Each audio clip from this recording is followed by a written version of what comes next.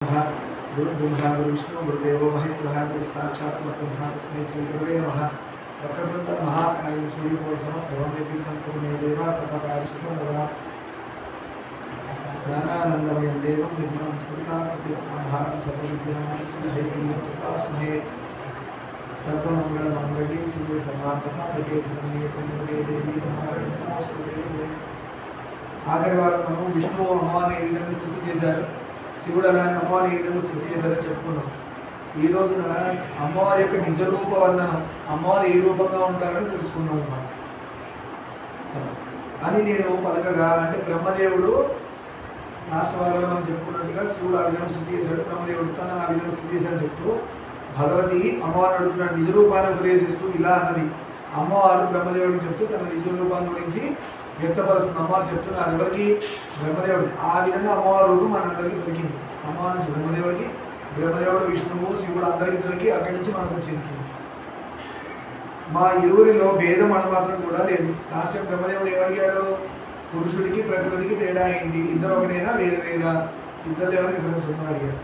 అమ్మవారు ఏమంటే మా ఇద్దరిలో భేదము అణుమాత్రం కూడా లేదు, చిన్న భేదం కూడా ఇద్దరిలో లేదు అని చెప్పాడు. అతడే నేను, ఆ పురుషుడే నేను, నేనే ఆ పురుషుడు, ఇంకా అంతా ఒకటే, నేనే అతడు.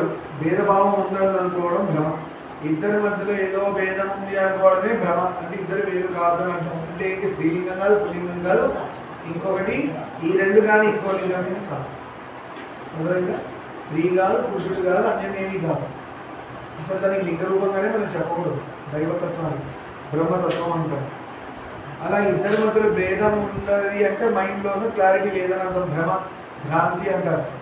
ఉన్నదాన్ని లేదనుకోవడం, లేదాన్ని ఉందనుకోవడం అదే భ్రాంతి. ఏదైతే దేవుడు ఉన్నాడో అది లేదనుకుంటున్నాం, ఏదైతే లేదో అది ఉందనుకుంటున్నాం. అదేంటి? ప్రపంచం. ఈ ప్రపంచం అన్ని కనబడుతున్నాయి అనుకుంటున్నాం అని అంటున్నాం, కానీ నిజానికి ఇది లేదు. ఏదైతే ఉందో దేవుడు అంతటా ఉన్నాడు, అది లేదంటున్నాం. ఆయనే ఈ రూపంగా ఉన్నాడు, అంతటా ఉన్నాడు, అన్నిటిలో ఉన్నాడు. అంటే ఏంటి? ఇది భూమి వదనంతో ఇది దేవుడే, అది దేవుడే, అది దేవుడే. అందుకే అంతా రామమయం అన్నారు. ఈ జగమంతా రామమయం. గొప్ప భక్తుడికి జగత్తే రాముడిగా కనపడదు, అంతేగాని భూమి అది ఈ జగన్ అనేది లేదు. సరే, అత్యంత సూక్ష్మమైన మా అంతరాన్ని తెలుసుకున్న వాడి మతిమంతుడు. మా ఇద్దరి మధ్యలో చాలా చిన్న రవ్వంత అంతరం ఏదో చిన్నది ఉంది, అది తెలుసుకున్నవాడే చాలా తెలివినవాడు.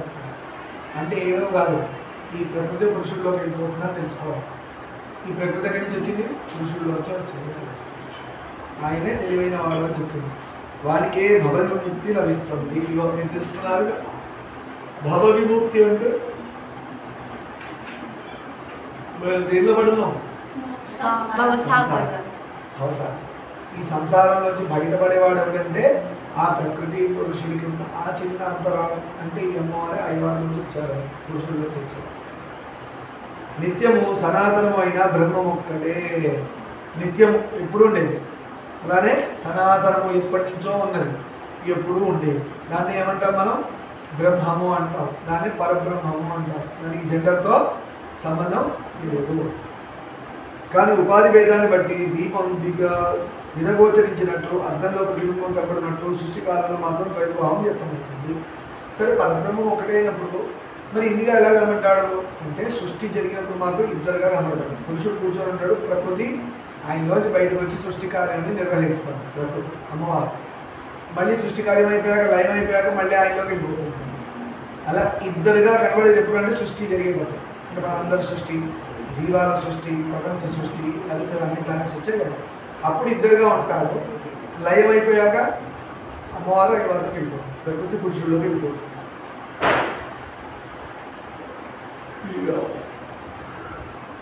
అదే అంటారు అమ్మవారు, లయకాలంలో నేను స్త్రీని కాదు, పురుషుడిని కాదు, తృతీయ ప్రకృతిని కాదు, ఇంకోటి ధర్మలింగం ఉందో అది కూడా కాదు అంటున్నాను. ఆవిడ ఎవరంట? అమ్మవారే బుద్ధి. ఇప్పుడు సిద్ధిదాత్రి దేవి స్తోత్రం గుర్తొస్తుంది. చూడండి అమ్మవారు ఎన్ని రూపాలు ఉన్నారు. నేనే బుద్ధిని అంటాడు. మనలో ప్రచోదించే బుద్ధి అమ్మవారు. అర్థమైందా? బుద్ధి లేదంటే అమ్మవారు అనుకుని లేదని అర్థం ఉంటుంది. వాడి బుద్ధి ఉంది, బాగా తెలివైన వాడంటే అమ్మవారు వాడి మీద బాగా అనుగ్రహ ప్రసారం ఉందని అంటుంది. ఆవిడే శ్రీ, శ్రీ రూపం.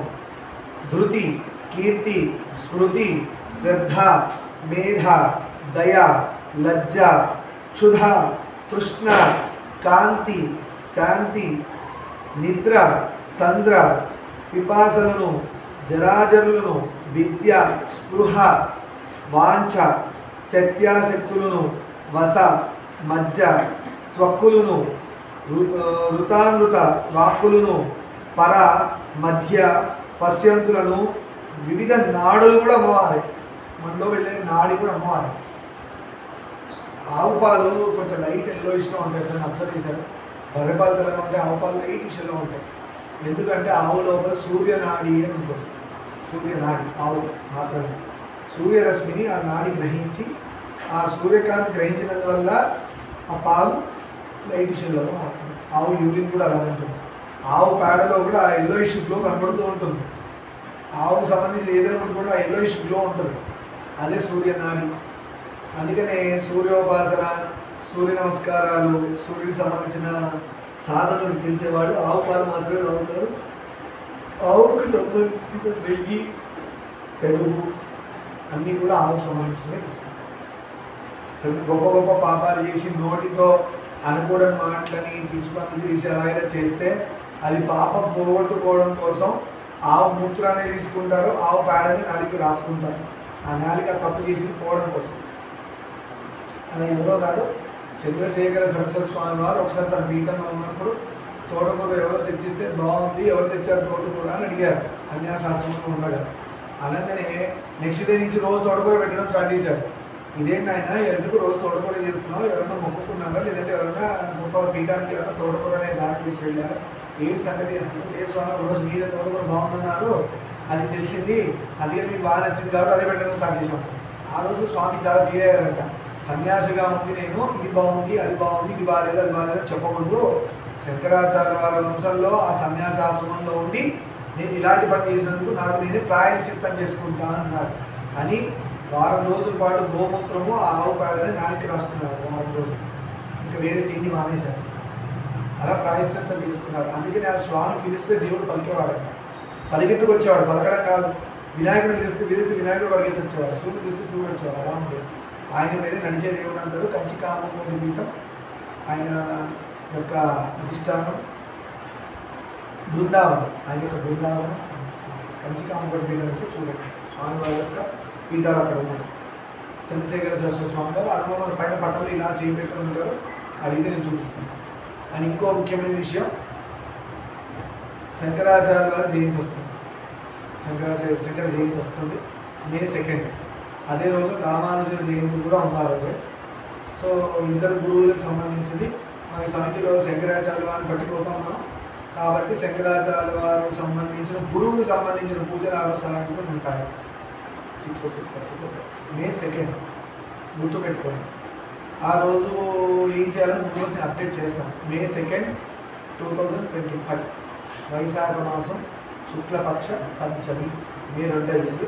అదే గురు పూర్ణిమ ఎలా ఉంటాం అలా శంకర జయంతి. ఇవన్నీ ఆయన ద్వారానే వచ్చాయి మనకి. శంకరాచార్య వారి దయ వల్ల ఇవన్నీ మనకు అందుతున్నాయి. అందుకని ఆ రోజు ఆయన రుణం తీర్చుకోవడం కోసం ఆయన యొక్క నామాలు పూజ చేస్తాం. మర్చిపోకుండా ఎవరు డుమ్మా కొట్టకుండా రండి. క్లాసెసే సమితి పని సమర్థం. సరే, ఈ విధంగా అమ్మవారు 200 రూపాయలుగా ఉన్నారు. అదే సిద్ధిదాదేవి దేవి స్తోత్రంలో మనం చదువుతున్నాం. యాదేవి సర్వభూతేషు మాతృరూపేణ సంస్థిత, లజ్జారూపేణ సంస్థిత, కృష్ణరూపేణ సంస్థిత, క్షుధారూపేణ సంస్థిత కదా, లక్ష్మీరూపేణ సంస్థిత, జ్ఞానరూపేణ సంస్థిత, శ్రద్ధారూపేణ, బుద్ధిరూపేణ సంస్థిత, లజ్జారూపేణ సంస్థిత. అమ్మాయి ఇన్ని రకాలుగా కొన్ని రాశారు, ఇంకా రాలేదు చాలా ఉన్నాయి. ఎన్నున్నాయి మనం చెప్పలేదు, ఎన్ని ఉన్నాయి అని సరిపోతే రాయడానికి కష్టం. అందుకే కొన్ని మాత్రం రాసి మనకి సిద్ధిదాత్రి దేవి స్తోత్రం లాస్ట్ వీక్ మనం చేసాం. అమ్మవారి రూపాలు. సరే, సమస్తము నేనే, నేను కానిదేది నీకు కనిపించదు. ఇదే భగవద్గీతలో శ్రీకృష్ణుడు వారు చెప్తారు. అంతా నేనే, అంతటా నేనే, అన్నిటా నేనే అన్నారు. ఆ శ్రీకృష్ణ వారిలో వచ్చి అమ్మవారు పలికారు. అమ్మవారి అయ్యవారు అమ్మవారు. ఇద్దరు వేదం లేదు కాబట్టి కృష్ణుడి అమ్మవారు, అమ్మవారి కృష్ణుడి. ఇద్దరు వేరు కాదని చెప్పారు కదా. దీన్ని బట్టి ఏమైంది, బ్రహ్మనే అమ్మవారు, అమ్మనే బ్రహ్మదేవుడు. అలానే శివుడే అమ్మవారు, అమ్మవారి శివుడు. రెండుగా లేదు, కానీ పని చేసేటప్పుడు రెండుగా విడిపోయి పని చేస్తాయి. పని అయిపోయాక రెండు కలిపి ఒకటి. నా ఈ రూపాలకు భిన్నంగా ఉన్నది ఏదైనా ఈ సృష్టిలో ఉండి చెప్పు. నాకు మించి ఇంకో రూపాయి ఉందా చెప్పు. లేదు అంటున్నాను. అంతా నేను ఉన్నప్పుడు నేను ఏది కానిది ఇంకోటి ఏముంది. అర్థమైందా? లేదు, అంతా అమ్మవారి రూపమే అర్థం. కనుక ఈ విశ్వమంతటా నేనే వ్యాపించి ఉన్నాను, అమ్మవారే మీద ఉంది కదా. బలి చక్రవర్తి వామనుడు వచ్చి ఎలా పాదం పెట్టి ఎలా మొత్తం ఆక్రమించాడో ఆ విధంగా అమ్మవారి ప్రపంచం అంతా ఎన్నో యూనివర్స్లు అన్ని కలిపి ఆక్రమించింది. ఇలాంటి అమ్మవారిని తాకుతుంటే గాలి రూపంలో అమ్మవారే ఉన్నారు. భూమిని తాకితే అమ్మవారే, ఒక మనిషిని తాకిన అమ్మవారు, ఎందుకంటే ఆమె పదార్థ రూపంలో ఉన్నారు, లోపల ఆత్మ రూపంలో ఆవిడే. సో ఎవరిని తాకినా కూడా అమ్మవారి అన్నప్పుడు ఇంకోటి తిట్టడం చేస్తామా, ఇంకోటి కొట్టడం చేస్తామా, ఇంకోటికి ఇబ్బంది అయ్యే పని చేస్తామా? చెయ్యం కదా, చేయకూడదు. చేస్తున్నాడంటే వాడు ఏంటంటే రాక్షసుడు. అట్లీస్ట్ చేసి ఉంటే అమ్మ తప్పైపోయింది క్షమించి ఇక మీదట చేయాలి అనేది రాదు, ఆ డెవలప్మెంట్ రాదు. సకల దేవతల ఎందును చూడండి, అమ్మవారు ఎక్కడెక్కడ ఉన్నారు మన డౌట్. ఆంజనేయ స్వామి ఉన్నారా? ఉన్నారు. రాముడిలో ఉన్నారా? ఉన్నారు. సీతమ్మలో ఉన్నారా? అన్నిటిలో ఉన్నారు. సకల దేవతల ఎందును గౌరీ, బ్రాహ్మి, రౌద్రి, వారాహి, వైష్ణవి, శివావరూపిణి, కౌబేరి, నారసింహి, వాసవి ప్రముఖ వివిధ శక్తి రూపాలతో వారిలో విక్రమించి వారి నిమిత్త మాత్రులుగాను ఉంచి సర్వకార్యాలను నిర్వహిస్తూ ఉంటారు. వాళ్ళు నిమిత్త మాత్రం అంటే వాళ్ళ రూపం వెళ్ళిపోతుంది, కానీ వారిలో ఉండి పనిచేయిస్తుంది. అలానే అమ్మవారు గురువులో ఉండి పనిచేయించి గురువు గారిని తీసుకుంటారు, తనలో కల్పిస్తారు. అంటే గురువు గారు మాట్లాడుతున్నారు లేదు, అమ్మవారు గురువు గారిలో ఉండి తనలోంచి తను చెప్పాలనుకుని చెప్తారు. అంటే ఇప్పుడు ఏం చూడాలి? గురువులో అమ్మవారు చూస్తారు. నీటిలో శైత్యాన్ని, అగ్నిలో ఉష్ణత్వాన్ని, సూర్యునిలో తేజస్సుని, చంద్రుడిలో హిమాని నేనే. సూర్యుడిలో ఉన్న వెలుగెవరు? సూర్యుడిలో ఉన్న తేజస్సు అమ్మవారే. ఆ తేజస్సు ఎదురు సూర్యుడు కనపడతారా? చంద్రుడిలో ఉన్న చల్లదనం అమ్మవారు. అలా నీటిలో ఉన్న దాహం తీర్చే తత్వం అమ్మవారు. అగ్నిలో ఉన్న వేడి తత్వం అమ్మవారి. నన్ను కాదని ఈ సృష్టిలో ఏది కూడా కదలైనా కదలదు, అమ్మవారికి తెలియకుండా ఏది కూడా కదలదు. గాలి కదలాలన్నా అమ్మవారి పర్మిషన్, కదలద్దు అంటే కదలదు. నన్ను విడిచి శివుడు దైత్య సంహారం చేయలేడు. చూసారు, శివుడు రాక్షసులు చంపాలన్నా కూడా ఎవరు ఉండాలి? ఆయనలో శక్తి ఉండాలి. నీలో శక్తి లేదురా నీరసపడిపోయావు, నీలో శక్తి లేదురా నీరసపడిపోయాడు అంటే నీలో ఉన్న అమ్మవారు వెళ్ళిపోయారని అర్థం పడిపోయాడు. నీలో అమ్మవారు రావాలంటే అమ్మవారి ధ్యానం చేస్తే నీలో శక్తి వస్తుంది, నువ్వు ఏ పని చేయగలవు. అలా శివుడు రాక్షసుని చంపాలంటే ఆయనలో అమ్మవారి శక్తి రూపంగా ఉండాలి. దుర్బలుని శక్తి హీనుడని, అశక్తుడని అంటారు, కానీ రుద్రహీనుడు, విష్ణుహీనుడు అని అంటారు ఎవరన్నా? కానీ ఎవరై శక్తిహీనుడా అంటారు ఎవరినైనా? అంటే మీ నుంచి లేకుండా వాడి శక్తిహీనుడు అంటారు, కానీ విష్ణుహీనుడు, రుద్రహీనుడు అంటారా? బ్రహ్మహీనుడు అనరు. అంటే అందరిలో ఉన్నది ఎవరు? అమ్మే. శక్తితో కూడిన వాడు కావడం చేతనే నీవు సృష్టి కార్యాన్ని నిర్వహిస్తున్నావు. బ్రహ్మలో శక్తిగా అమ్మవారు ఉన్నారు కాబట్టి సృష్టి చేయగలుగుతాడు, అంటే చేయలేడు, ఉట్టి బొమ్మలాగా నుంచొని ఉంటాడు కళ్ళకుండా. అలాగే హరిహరులు కూడా, విష్ణువు, శివుడు కూడా, ఇంద్రాది దిక్పాలకు కూడా శక్తి కారణంగానే తమ తమ విధులు పాటిస్తున్నారు. వాళ్ళ శక్తి ఉంది. అగ్నిదేవుడు కూడా శక్తి ఎవరు? తేజ రూపంగా అమ్మవారు ఉన్నారు, కృష్ణశక్తి వేడి. అందుకే అగ్నిదేవుడు పచ్చనం చేసి మనకు వండి పెడుతున్నాడు. వర్షాకాలంలో వరుణుడు, ఆ శక్తి అమ్మవారు. అన్ని ఏ విధంగా చూస్తున్నాం? శక్తి సముపేత కావాలనే ధాత్రి సకల భూభారాన్ని వహిస్తుంది, లేకపోతే ఒక పరమను కూడా మొయ్యలేదు. భూదేవి మనందరినీ భారం మొయ్యాలి అంటే అమ్మవారి శక్తి ఆవిడలో ఉంది. లేదంటే ఆ భూదేవి చిన్న పార్టికల్ కూడా భూమి పడంగా పడిపోతుంది భూమి కింద. లేదు, అంటే అమ్మవారి శక్తి ఉంది కాబట్టి భూమి మనందరినీ మొయ్యగలుగుతుంది. ఇంత పాప భారమైన మనుషుల్ని కూడా మొయ్యగలుగుతుంది అమ్మవారు. అలాగే ఆదిశేషుడు కూడా, ఆదిశేషుడు తెలుసు కదా, విష్ణుమూర్తి పడుకొని ఉంటాడు. ఆయన ఆది పూర్వము, పూర్వం అంటే అష్టదిగ్గజాలు. అష్టదిగ్గజాలు తెలుసా? 8 దిక్కుల్లో 8 గజాలు ఉంటాయి. అవి భూమిని తన కుంభస్థలం మీద పెట్టి మోస్తూ ఉంటాయి. అది కనబడితే బయటలో వెళ్తే కనబడదు, సాధనలో వెళ్తే కనబడదు.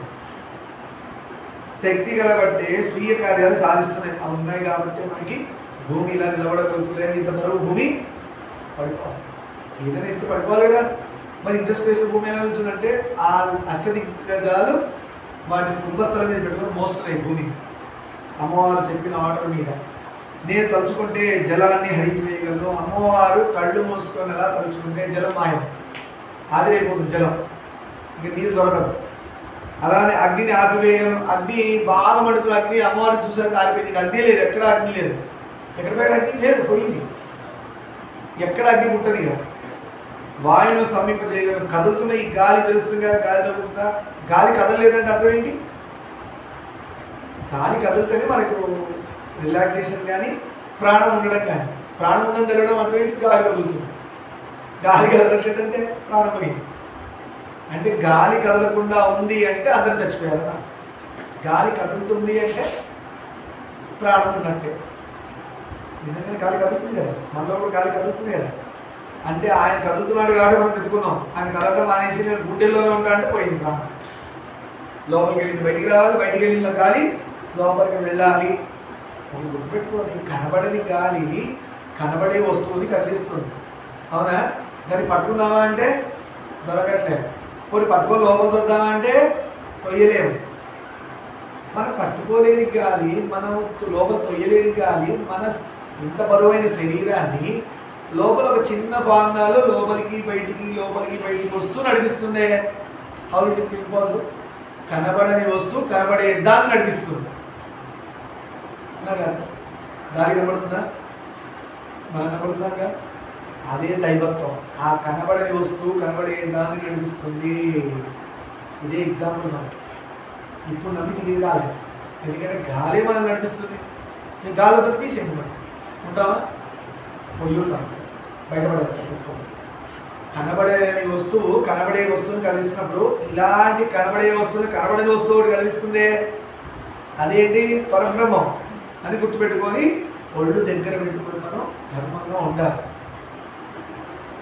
ఇలానే చెప్తూ ఇంపార్టెంట్గా మనం రీసెంట్గా జమ్మూ అండ్ కాశ్మీర్లో కలగడం అటాక్ అయింది కదా, వాళ్ళందరూ వచ్చి దగ్గర నుంచి హిందువా అని అడిగి చంపారు.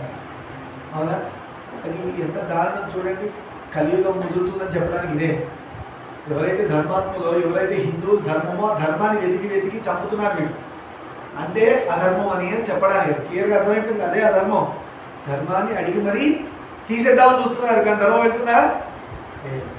ఎంత ధర్మాన్ని తీయాలని చూస్తే ధర్మం అంత పెరుగుతుంది.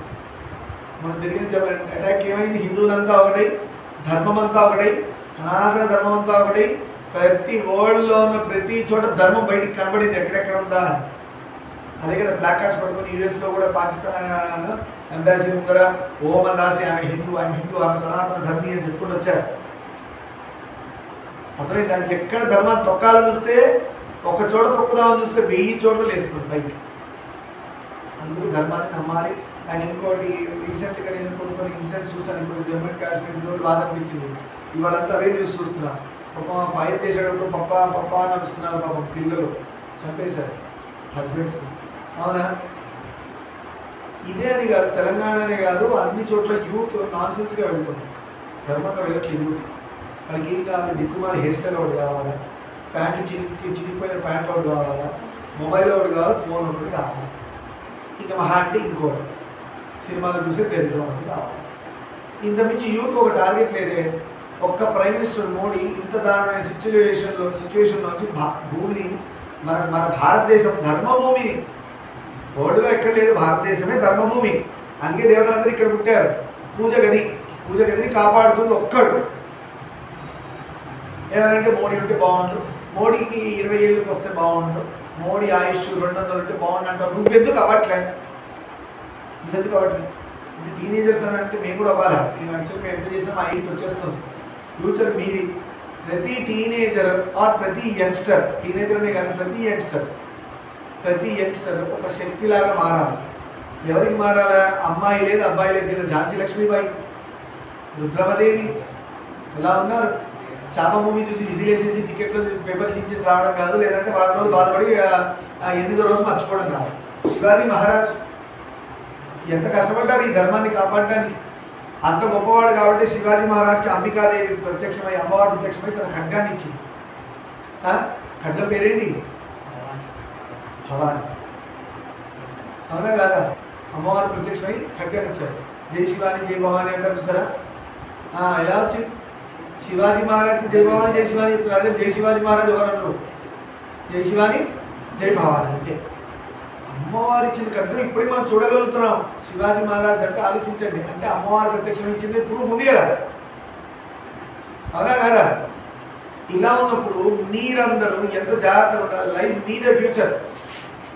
ఇలాంటి అరాచకాలు, అధర్మపరులు బాగా స్ప్రెడ్ అయిపోతున్నారు బయట, వేరే ధర్మంలో ఉండి పాడు చేస్తున్నారు సనాతన ధర్మాన్ని. మీరు ఉలిక్కిపడి లేవకపోతే మీ జీవితాల మీద నాశనం చేస్తారు. ప్రతి చోట మనం ఎంత కాషియస్గా అంటే, నువ్వు కొనే వస్తువు ఎవరికి కొంటున్నావు, ఆ కొన్నవాడు అధర్మానికి ఉన్నవాడా, మన సనాతన ధర్మాన్ని పడేసేవాడా, లేదంటే ధర్మంలో లేడా, వాళ్ళ దగ్గర కొనొద్దు. మనం ఆ హోటల్ అయినా కూడా తినకూడదు. మనం ఇట్లా పేమెంట్ చేసేటప్పుడు ముందే స్కాన్ కొట్టాలి, ఆ పేరు చూసుకోవాలి, కొనకూడదు. అంతే, కొనకూడదు. నువ్వు ఇచ్చే రూపాయి నీ ధర్మాన్ని పడేయడానికి అయినప్పుడు ఆ పాపం నీకు అంటుంది. ధర్మం బాగా చెప్పిందంటే, నువ్వు పొరపాటున ఒకడికి 10 రూపాయలు దానం చేస్తే ఆ 10 రూపాయలు తీసుకెళ్ళి వాడు ఒక ధర్మము ఉన్న బ్రాహ్మణ్ణి కత్తి కొనుక్కొని కోసి చంపేశాడు. డబ్బులు ఎక్కడ వచ్చారు కత్తి కంటే వీడి ఇచ్చాడు, వస్తుంది వీడి దగ్గర వస్తుంది, వీడి ధర్మంగా ఇచ్చాడు 10 రూపాయలు. ఆ కొన్నవాడు కత్తి ఇంకోటి మంచోడు చంపాడు. ఆ పాపం ఎవరికి పడ్డది అంటే ఈ చైన్ ఇలా షాప్ కొడితే ఎలా వెళ్తుంది, అందరికి తగులుకుంటూ, అలా పాపం కూడా రివర్స్ వస్తుంది. అందుకని దాన ధర్మాలు చేయొద్దు, మంచివాడిని చూసి చేయండి అన్నారు. ఇవాళ దాన ధర్మాలు చేయాలని కూడా చూసి చేయాలి, ఎవరు పడితే వాడు చేయకూడదు. వాడు 6 రూపాయలు తిరిగి పడుతున్నాడు. అందుకనే మన హిందువుల్లోనే దౌర్భాగ్యం ఏంటంటే మనమే డిసిప్లిన్గా లేవు. అంత గొప్ప ధర్మం మనకుంది, ప్రూఫ్స్ ఉన్నాయి. రాముడు పుట్టాడని తెలుసు, కృష్ణుడికి పుట్టాడని తెలుసు, వాళ్ళందరికీ సనాతన ధర్మాలని తెలుసు. మనమే దాన్ని సరిగ్గా పాల్గొంటాం. అందుకే అందరూ ప్రతి ఒక్కరు మనల్ని కనుక్కొని మరీ చెప్తున్నారు కదా ఎలా ఉండాలి. ఇప్పుడు మోడీ చూపిస్తున్నాడు కదా, మరే నువ్వు హిందువులు ఎత్తుక్కొని చంపావు కదా, నేను కూడా నేను వెతికి చంపుతాను అని ఆ టెర్రరిస్ట్ ఇళ్ళని పేచి పడేశాడు.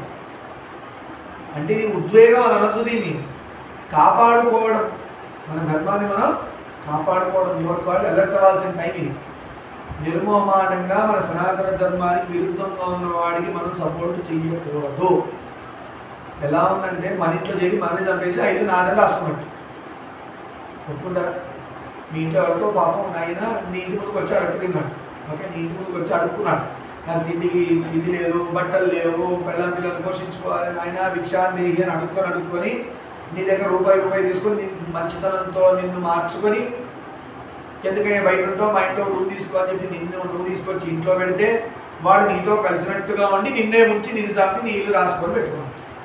అనుకుంటారు ఇలా ఆ ఇల్లు అయితే వద్దంటారు. నీ దేశాన్ని వాడు అలా చేస్తుంటే మీరు ఏం చేస్తున్నారు అంటే ఉద్యోగంతో మీకు అనుబడుకో కాల్చేమని కాదు. మనం మినిమంగా చేయాల్సింది చేస్తే చాలు. నువ్వు సనాతన ధర్మం సంబంధించిన వాడిని ఫస్ట్ ప్రకటన అవ్వాలంటే ఏం పెట్టుకోవాలి? ఫస్ట్ బొట్టు పెట్టుకోవాలి. మనకి ఏ లేదు, వాళ్ళు హాయిగా టోపీలు పెట్టుకున్న వాళ్ళు పెట్టుకుంటున్నారు, డ్రెస్సులు వేసుకున్న వాళ్ళు డ్రెస్సులు వేసుకుంటున్నారు, మైనస్ వేసేవాళ్ళు మైనస్ వేస్తున్నారు, ఇంటూ డివిజన్ అన్ని వేసుకున్న వాళ్ళు వేసుకుంటున్నారు, అవునా కాదా? హాయిగా టర్బన్లు కట్టుకుంటున్నారు, కత్తులు దోపుకుంటున్నారు, అందరూ వాళ్ళ ధర్మాన్ని బాగా చెప్పుకుంటారు. మన యొక్క దరిద్రం ఏంటంటే మన హిందువుల్లోనే సనాతన ధర్మానికి సంబంధించిన వాడు ఏమీ చెయ్యరు. వీడు ఎవడా అని మనకే డౌట్. టెర్రరిస్ట్కే డౌట్ వచ్చింది, టెర్రరిస్ట్కే డౌట్ వచ్చి కనుక్కొని చంపారు.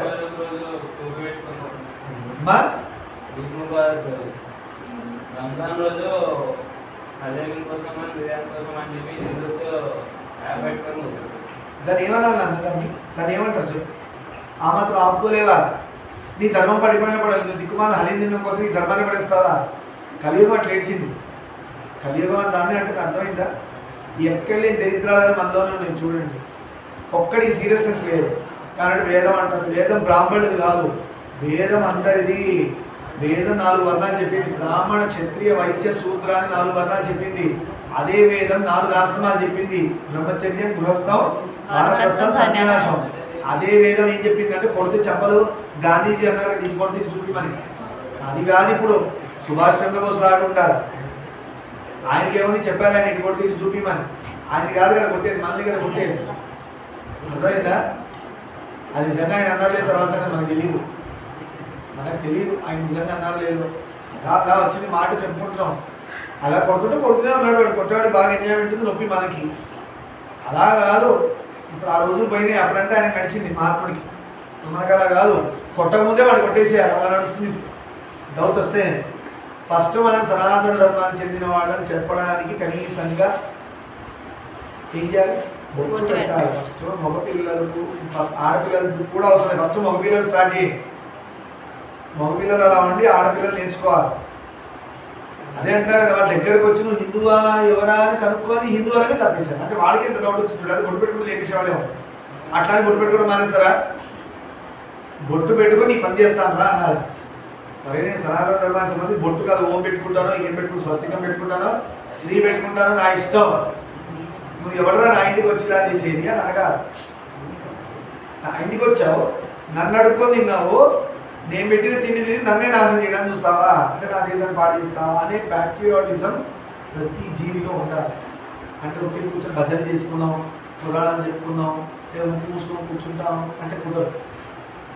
శివాజీ మహారాజ్కి అమ్మవారి దర్శనమే ఇచ్చేవాడు కాదు, మహారాజుకి ఇచ్చారు. ఎందుకు? నా భూమి అనుకున్నాం కదా ఇప్పుడే అమ్మవారి రూపం. అందులో భారతదేశం భరత భూమి, ఇక్కడ ఎంతోమంది దేవుళ్ళు తిరిగిన భూమి, పుణ్యభూమిని కాపాడుకునే రెస్పాన్సిబిలిటీ మనకు లేదా? నాకు ఎందుకండి మా అబ్బాయి ఆర్మీలో పోతే చచ్చిపోతాడేమోనండి, ఆర్మీలో పోకపోయినా కూడా చచ్చిపోతాడు ఏదో రోజు, ఇంకా దరిద్రంగా వస్తాడు. ఆర్మీలో పోతే గొప్పగానే వస్తాడు. కనీసం ప్రతి తల్లి, చైనాలో రూల్ ఉందంట, ప్రతి తల్లి ఒక 4-5 బిడ్డల కంటే ఒకటి అగ్రికల్చర్కి వెళ్ళిపోవాల్సిందే, ఒకటి ఆర్మీలోకి వెళ్ళిపోవాల్సిందే, ఒకటి దేశ సేవకి వెళ్ళిపోతుంది, ఏదో అట్లా రూల్ పెట్టుకున్నారు వాడు. మన దగ్గరే అందరిని ఇంట్లో పెడతారు, తండ్రి సంపాదించి ఆస్తులు మాత్రం రాసిస్తాడు. ఈ ఎదవ ఏం చేస్తాడంటే ఆస్తులన్నీ పెట్టుకొని ఒక బండి కొనుక్కొని మొబైల్ కొనుక్కొని వాడు పాడి నలుగురు వేసుకొని తాగి తందనాలు ఆడే మీద కూర్చొని దీని కింద పోను లేదంటే ఇంకోటి చంపడం, ఏమనంటే ఇట్లా ఛార్జీలా పెట్టుకొని గొడవలకి వెళ్ళిపోవడం. ఇలా సాయంత్రం నేను వస్తున్నప్పుడు నాగోత్సవం వస్తారు, ఎక్కడో స్టూడెంట్స్ అందరూ కొట్టుకొని వస్తున్నారు, పోలీసులు కానీ 2 వచ్చినాయి కుయ్యి అనుకుంటు. నాకు ఎంత బాధ అనిపించింది. యూత్ అంటే ఇదే, తిండేది ఏది పడితే తినేది, బాగా బలిసేది, ఏది పడితే తాగేది, కొట్లాడి చచ్చేది, ఇదే కదా. ఇలాంటి వాళ్ళని పాపం మోడీ పరిపాలిస్తున్నారు. పాపం వీళ్ళని కాపాడుతున్నారు. నన్ను అక్కడ కాల్చకపోతే వీళ్ళని కాల్చేస్తే దరిద్రం వదులుకుంటున్నారు. జనరల్గా అంటానన్నా మనకి ఎంత బాధ అనిపిస్తుంది. మోడీ అంత కష్టపడి ఆర్మీ వాళ్ళు కాపలా కాసి పిఓకే అన్నింటిలో దేశం అంతా కాపలా కాసి ఈ దరిద్రుల కోసం అనిపిస్తున్నారు. అక్కడ కాల్చకుండా రాని వీళ్ళకి కాల్చేసేది అనిపిస్తుంది. నిజం, అన్యాయంగా పాపం చెప్పారు. కాల్చేయండి ఎందుకు వస్తుంది? బాధ అనిపిస్తుంది. యూత్ అట్లా ఉండేది. నీకు అంత బలం ఉంటే పోయి మిలిటరీలో జాయిన్ అవ్వు, దేశాన్ని కాపాడుకోయి. నీకు అంత బలం ఉంటే పాలిటిక్స్లో పో, ధర్మాన్ని నిలబెట్టు. నీకు అంత బలం ఉంటే. అందుకని మీరు కొడుకు వచ్చేది దిక్కుమాల తిండి తిని దిక్కుమాల తాగుడని దాగి మన ఇప్పుడు చెప్పండి, రాక్షసులు ఉన్నారు లేదా? రోజు కనబడలేదు, మనకి చాలా చోట్ల కనబడుతున్నారు రాక్షసులు ఇలాంటి వాళ్ళు. నేను ఇంకోటి చెప్తున్నా, అంటే ఇది కొంచెం పురాణం పక్కన పెట్టి ఎందుకు మాట్లాడాల్సి వస్తుందంటే ఇది మన సోషల్ రెస్పాన్సిబిలిటీస్. ఐటీ సెక్టార్లో అంత వర్స్ట్ ఇంకోటి లేదు. ఐటీ సెక్టార్ అంత వర్స్ట్ ఇంకోటి లేదు. చాలా మందికి నేను ఎప్పుడు చెప్పానంటే ఏముందండి, హాయిగా బీటెక్ చేసేసి ఐటీ చేసేసి మంచి ఐటీ కంపెనీలు. ఇప్పుడు ఈ మధ్య ఇవాళ నుంచి నేను చెప్పొద్దు అనుకుంటాను. బీటెక్ ఐటీ చేయొద్దు, మీ పిల్లల్ని ఐటీ కంపెనీలో పంపించద్దు, అసలు ఐటీ జాబ్స్ వద్దు. ఎందుకంటే 100కి 99.999% అందరూ ఎదవలే తాగుతున్నారు. పబ్బులు, దిక్కుమాల తిండ్లు. దాని మళ్ళీ ఒక దరిద్రం ఏంటంటే వాళ్ళతో పాటు పార్టీకి రాకపోతే అంటే జాబ్ ప్రమోషన్లు ఉండవంట, లేదంటే తీసేయచ్చు అంట. లేదు పబ్బుకి వెళ్ళి పాడవకపోతే. ఇందుక పెద్ద పెద్ద కంపెనీలు ఇందుక మేనేజర్లు ఉన్నది అంటే ఒక మిడిల్ క్లాస్ పర్సన్ ధర్మంగా ఉన్నవాడు, అలాంటి అలవాటు లేనివాడు ఒక ఐటీ కంపెనీలో డ్రీమ్ జాబ్ అని వెళ్తే వాడు పాడవడం ఖాయం. ఐటీలో చేసే అబ్బాయికి పిల్లనివ్వలేము, ఐటీలో చేసే అమ్మాయికి అబ్బాయికి ఇవ్వలేము. ఇది ఇప్పుడున్న పరిస్థితి. అంత దరిద్రంగా ఉంది. వీళ్ళు పార్టీలు చేసుకుంటారంట, 11:30కి వదులుతారంట బయటికి. వదిలితే ఆడది తాగుందో అబ్బాయి తాగున్నాడో ఎట్లున్నారు మళ్ళీ అంటే మా ఫ్రీడమ్ అంటారు. అందుకే కదా దిక్కుమాల అరాచకాలని 11:30-12 జరుగుతున్నాయి, చచ్చిపోతున్నారు, దేశం అంతా మళ్ళీ ఉలిక్కి పడుతుంటారు. నువ్వు ఛాన్స్ ఇచ్చింది ఎందుకు? అసలు ఇవన్నీ ఎంకరేజ్ చేసేవాళ్ళని అనాలి ఫస్ట్. ఆ దరిద్రుడు తీసుకెళ్ళి పడేయాలి. ఏంది ఇదే ఐటీ అంటే ఇంతేనా? లక్షల శాలరీలు ఇస్తే పబ్బులకు పార్టీలు పోయి పాపం. నేను నాకు ఒకసారి బాధ అనిపిస్తుంది. ఒక గృహిణి, ఒక మ్యారీడ్ ఉమెన్ ఉంది, ఇంట్లో సోషల్ రెస్పాన్సిబిలిటీస్ ఉన్నాయి. ఆ పిల్లలు, ఆడపిల్లలు, మగ పిల్లలు ఇంట్లో ఉన్నాడు, భర్త ఉన్నాడు, వెయిట్ చేస్తున్నాడు. ఈ దరిద్రులు ఈ రూల్ పెడితే ఆవిడ పోయి పాపం అక్కడ ఉద్యోగం చేసి రాత్రి 11:30కి ఇంటికి రావాలంటే ఆ టైం ఫెసిలిటీస్ ఉంటాయా లేదా? ఆ దరిద్రులు తాగి ఎట్లా వాడు వస్తారు. ఈమె తాగకుండా, లేదంటే వాడు ధర్మంగా ఉన్న ఆ వాడు తాగకుండా ఇంటికి బిక్కుబిక్కుమంటుంటే ఇంట్లో భార్య వెయిట్ చేస్తూ ఆయన ఎప్పుడు వస్తాడో అది లేనిపోతే దరిద్రులు ఏం అలవాటు చేస్తున్నారో బిక్కుబిక్కు. ఇదే ఐటీ అంటే, ఇదే ఐటీ జాబ్. నేనైతే నిర్మమాటంగా ఐటీలో పోద్దని చెప్తున్నాను. ఎవరైనా ఐటీలో చేస్తే ముందు నీకు పిల్లనివ్వరు, పిల్లాన్ని కూడా ఇవ్వరు.